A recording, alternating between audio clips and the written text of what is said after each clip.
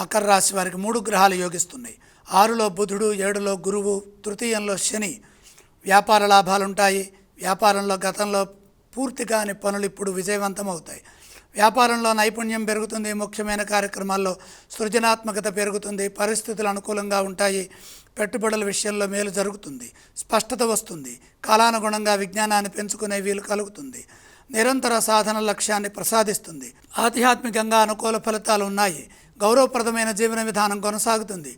ఇదే విధంగా ఉద్యోగంలో కూడా శ్రమకు తగిన ప్రతిఫలం రావాలంటే సకాలంలో పనిచేయాలి.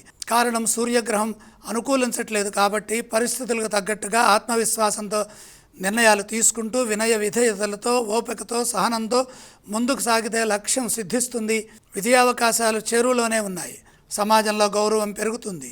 అదృష్టయోగం ఉన్నది. మిత్రుల సహాయ సహకారాలు పరిపూర్ణతను ప్రసాదిస్తాయి.